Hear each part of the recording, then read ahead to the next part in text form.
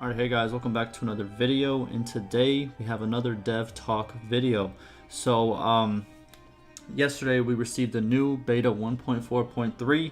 It's been a crazy update. There's been a lot of new content, a lot of new fixes, and a lot of good changes in my opinion. There are some bugs, there are some new things that needs to be fixed, but it's beta. It happens, you know, it's part of the process, right? But overall, I think it was a very, very good patch. And a lot of people received it well as well. So today we're going to be talking about, well, the devs are going to be talking about, and I'm going to be covering them talking about the beta release, questions surrounding the new content, and more. I also have a lot of dev talk videos on my channel, like a lot of them. I try to do these constantly so people can stay up to date with what the devs are saying, what's going on in the game, and all of that. So if you would like more info, check out the other videos on my channel. They're labeled Dev Talk. They're very easy to find. I have one like almost every couple of days, right? And if you want more info, it will be on there. Also, I did a full in-depth analysis video on the new 1.4.3 beta patch. It's like, I think, 35 minutes or something like that. I went over everything. I tried to show as much new stuff as I could. And yeah, I'm going to link that down below if you did miss it and you guys want to go check it out. And also, I am linking the official forums of Bannerlord where most of these replies are found. So you guys can go check that out as well. But before we do start the video, I have a script like always. Everything that's said and all the links and everything else that is pretty much stated in this video will be down below for you either to read along, translate, or whatever, right? So without further ado, let's go. So first, we have a dev replying to a player asking if the 1.4.3 beta is the update with the code refactor included. Devs confirm that this is the update with the code factor included. Second, we have a player asking when the multiplayer change stating Matchmaker now balances teams after arranging a match actually means. Because that was one of the changes that we received yesterday. The devs state that this works in theory, but since there is no rank system yet, there is a temporary solution. The balancing of teams is based on the player's previous games, so if you do good, you'll be considered, you know, highly ranked in the system for right now. If you do bad, you're considered, you know, lower ranked. And also, parties will not be split up in this system. I personally can't wait for ranked and some of the other multiplayer changes that are coming, and they are coming. The devs have stated they are coming in the next couple of patches. But, you know, I haven't tried multiplayer yet. I've had some problems trying it. You know, there's been some kind of, you know, either server-side issues or multiplayer issues in general. But, you know, once all these big patches come out and all that other stuff, I am going to go stream it. I am going to go try it out. I'm excited to try it. I did like the, what's it called? The previous Mountain Blade, what do you call it? Multiplayer experience. So, I'm eager to try the new Bannerlord one. Third, we have the devs making a statement about why the patch is over 15 gigabytes for some players. Devs state that they pack resources together for better runtime performance, which means the whole file is updated if any changes are made. Also, there were changes to meshes, animations, and some larger files. So for me, it was only 4.11 gigabytes, and because I was on the 1.4.2 beta before the update. What I found out is whenever I revert to an earlier version, like let's say 1.3, where my YouTube playthrough is played on, the update file to get me back up to date to the newest patch, it will always be bigger. So pretty much, if you are on the most recent 1.4.2 patch, you didn't experience the 15 gigabyte update. But if you were on a previous patch, then your update size is going to be a lot bigger. So that's pretty much, I think, how sizes work. There's probably other stuff that goes into it, but that's what I have noticed in my experience. Fourth, we have a player making an untrue statement that the devs came in and pretty much replied with the receipts. So the player states that the devs lied about multiplayer changes coming in this update. The devs then took their original statement and reposted it in a reply, and the statement shows that the devs stated that in the upcoming weeks, multiplayer changes are coming, not next patch. Also, devs do ask for a little bit more patience and that some great changes are coming to multiplayer very soon.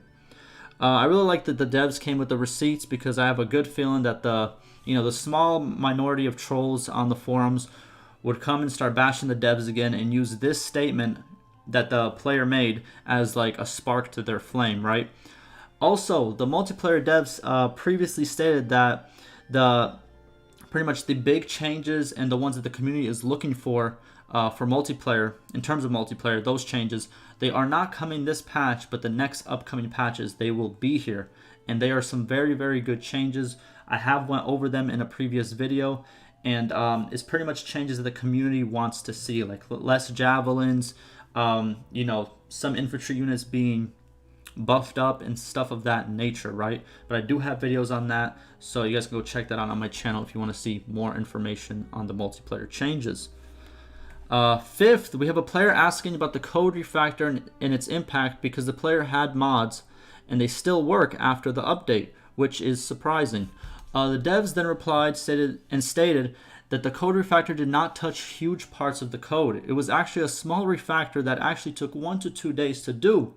The problem, though, and which took, which pretty much made it into a 5 to 6 week process, is that a lot of bugs occurred because of those small parts being changed, because those small parts were actually interconnected in a lot of other code.